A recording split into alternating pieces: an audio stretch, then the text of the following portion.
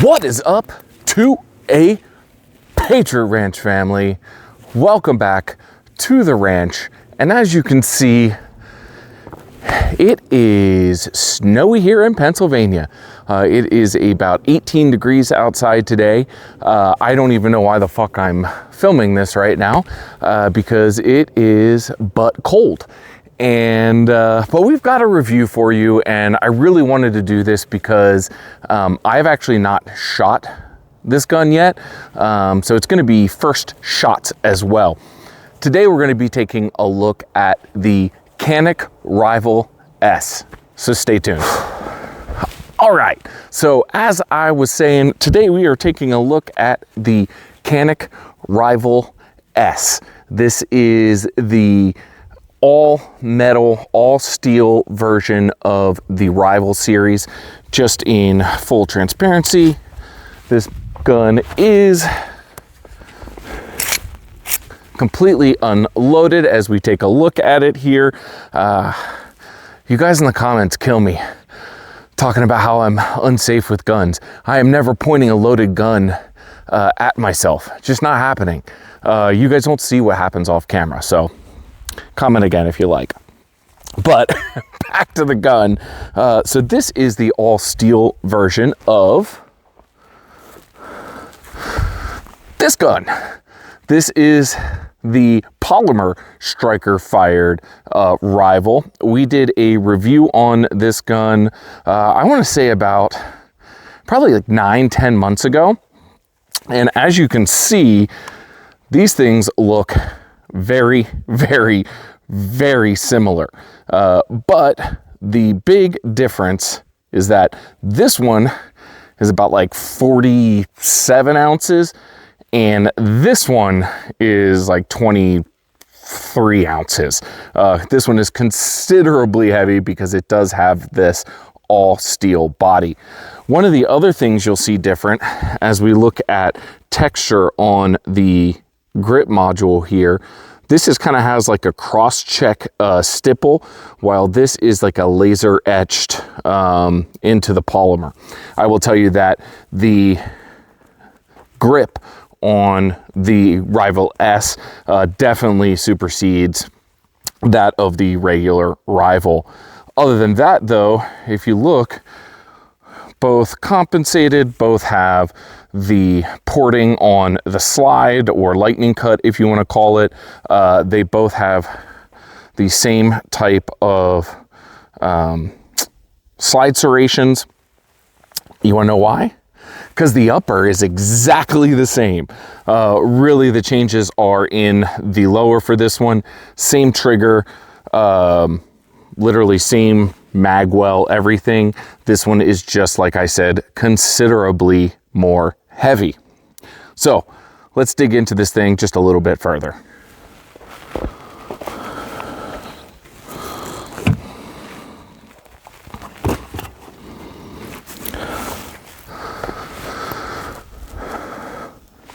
Going a little deeper on this one, they do come with these factory 18 round magazines. These are really, really, really good magazines. They are very, very well made. You'll see on the bottom here, I have the aluminum base pad on here. They come stock out of the box with the plastic ones, but they include the aluminum ones. When you put it up into the gun, you'll see that with this one, it sticks out a little bit, so you can actually get in there and grab it if you have a malfunction or something. With the other ones, you can't do that. Talk about magazine release. nice and smooth. The magwell is super wide open, makes for nice, easy reloads. As I miss. Makes for nice, easy reloads. My hands are really cold. So if I'm able to do that right now, that's something. You get nice movement on the slide, nice grip. Your press checks are super easy on this. I mean, you can see how easy that is. You get a nice, thick mag release button here, as well as an undercut trigger guard. It's kind of got this little bit of a double undercut here, guys. And then you also get some stippling on the front side of the trigger guard. I know some of you guys like to leverage your gun from the front there. I do not, but I know there are some people that do. On the top side of this gun, it does come with all of the optic plates that you need. Right now I have a Holosun 507C. I believe this is the number 2 plate that I put on here. The only plate that doesn't come in the box is for the Aimpoint Acro. I was originally going to put an Acro on this, and then, well, I didn't have the plate. So we put a 507C on it for today's purposes. You've got a nice striker indicator on the back, and you'll be able to tell here in a second. So this whole module comes off of here, so you can change the size of your back strap. Let me show you what I'm talking about. So unlike, I'm gonna have to take my gloves off to grab this. So unlike some pistols where you just have the little piece that goes directly on the back, this thing goes the whole way around the gun. What's really cool is listed on Canik's website. They have about, I think, like 6 or 7 colors of these, including a wood grained one. So if you want to give your gun some pizzazz, you can change out the coloring on these. So getting back to the gun here, one of the things that Canik is known for, obviously, is their triggers. This is probably the best one of the bunch. I don't know if it's just because of the frame. I feel like it operates a little bit better than the polymer version, but let's take a look here and I'll show you guys. Rack the slide. So you got your little dingle dally here, trigger safety. Go back, you're hitting the wall within like 1 millimeter, and brakes at a crisp 90 degrees. Let's go back, get the reset.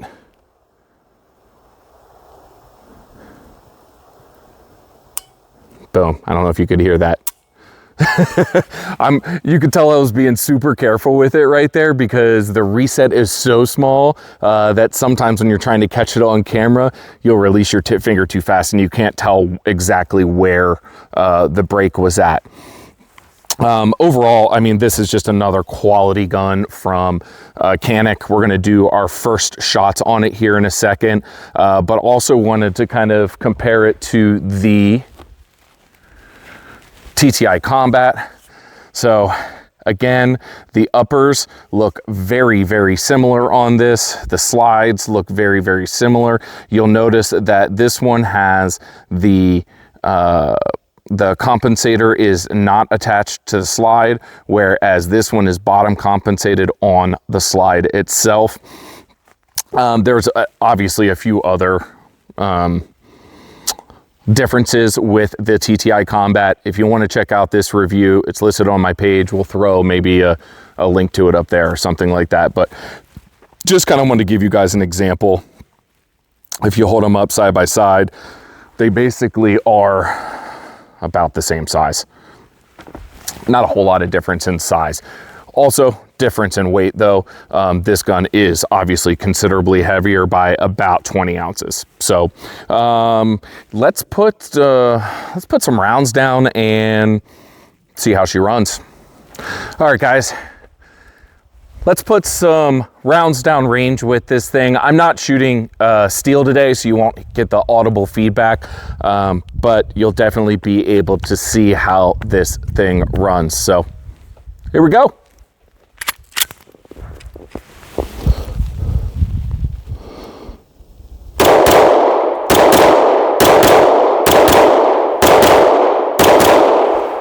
Woo! Did you feel that already? Oh my gosh, that thing was quick. This thing is very, very, very quick. Once you start playing with that trigger reset, you can really get fast on it. It's kind of hard with gloves, to be honest. You're putting a lot of mass between the trigger guard and your finger, but it's quick. I mean, like, look how quick this thing is. Like, that thing is just super smooth, super flat, super quick. Like I said, it's really hard with gloves on to be super fast, but I think for all intents and purposes, you kind of get the point here.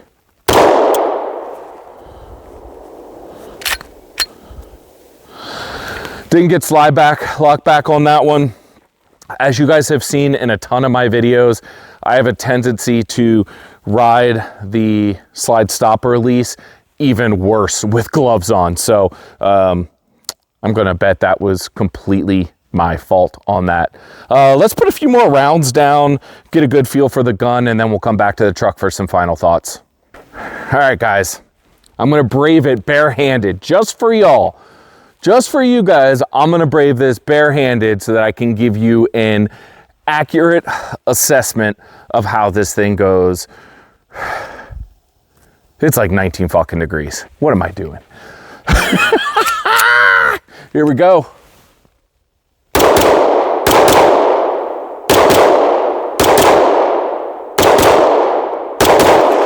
All right, there we go.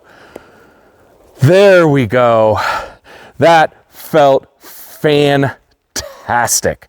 Like, really, really good. I will say that, like, the TTI Combat shoots really, really fast too. But I think with the weight on this, I was able to get my dot back on target very, very quickly. The only thing I will say is that the transitions are, how would I call it? Maybe clunky is the right word. So because of the weight in this gun, as you are going from target to target, your movement's just a little bit slower because of the weight that's in it. Now, is it anything that's going to make like a crazy difference? No, it kind of just makes it a little bit clunkier. But I will take that for how well balanced it is with the weight. It feels very, very good in the hands. You know, the one downside I will say is that you do lose your rear sight when you put this number 2 plate on. So you're going straight off of your dot. It does have these nice tritium night sights on the front of it, or fiber optic sights, sorry. So it really does provide like kind of like a complete nice setup. I just wish that it saved your rear sight on here. One of the things I forgot to mention on this one that you guys will see is there's this little pad right here, and of course it's one of those niceties you can kind of put your finger right there, but when the Rival released, people started shooting competitions with them. Obviously, Nils Johansson, he won, I believe he shoots an open carry, one open carry with it. But they make some nice gas pedals that actually bolt onto here. There's a lot of aftermarket parts of these guns if you go and take a look. But so if you're ever wondering why that thing is removable, that's why. It also comes with you'll see on this optic plate, there's a little screw hole right here. So it also comes with a side racker a slide racker. That is actually becoming legal in some competitions now, so that's kind of cool. I obviously prefer not to have it on there. It also gets in the way if you want to holster it or anything, but let's head back to the truck and wrap it up with some final thoughts. All right, guys, here we are back at the truck. Thank goodness for Brewmate. They make these like multicam-ish, it's called the Hopsulator. It's a trio 3-in-1 can cooler. This is not an advertisement for Brewmate at all, but I really, really like these things. I'll leave a link down below where I got mine at, but these things are fantastic, especially for out here when it's freezing fucking cold. So let me take a sip of this and then we'll get back to final thoughts. All right, guys, let's wrap up this review here. I have been wanting to do this review for quite a while. Y'all know I'm a huge Canik guy. I think the only time I ever said anything negative was on the MC9, and that was because I didn't feel like the trigger in that gun was up to Canik standards for a trigger, and I felt that it kind of shot like a Hellcat in that it was fairly snappy compared to some other guns that sit in that kind of same spectrum of guns. But that being said, I've shown you guys the Elite Combat. I've shown you the obviously the regular Rival and the TTI Combat and the TP9 SFX. I've shown you guys a bunch of Caniks. This is a good gun. I originally was going to do a comparison video between this gun and the TTI Combat, and I just don't think it's fair. I really do think they kind of reside in, I won't say different categories, but different spheres. You know, this is an all-metal gun, super heavy. That is a, polymer striker fired gun in a collaboration with Terran. I just don't know that you can put them on the same playing field. They both shoot tremendously. I will say that, if I got into competition shooting, it would probably be with the Rival S here. Whenever my podcast partner, Don Welch, finally convinces me to go out and do some competitive shooting, might be with this gun right here. So overall, if I was doing it on a scale of 10, this is a 9.5.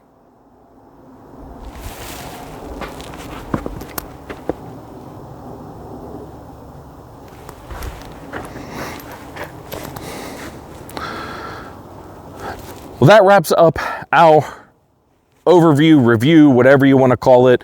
You can pick one of these up for yourself.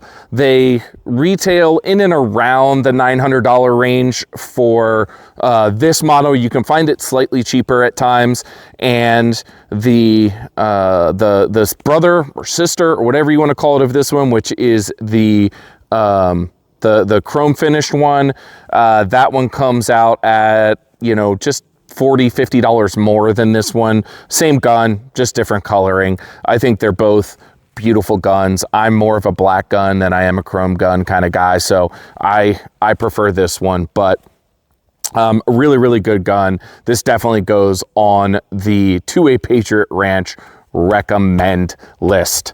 Well, guys, it is Christmas Eve today, and I better go spend time with my family before they kick my ass. So make sure you like this video. It was a pretty good one. Subscribe to the channel and check that you still are subscribed. If you had done so previously, YouTube likes to kick y'all off. And if you want to get notified every single time we post cool shit, just like this right here, ring that notification bell. Until next time, I'm John from 2A Patriot Ranch.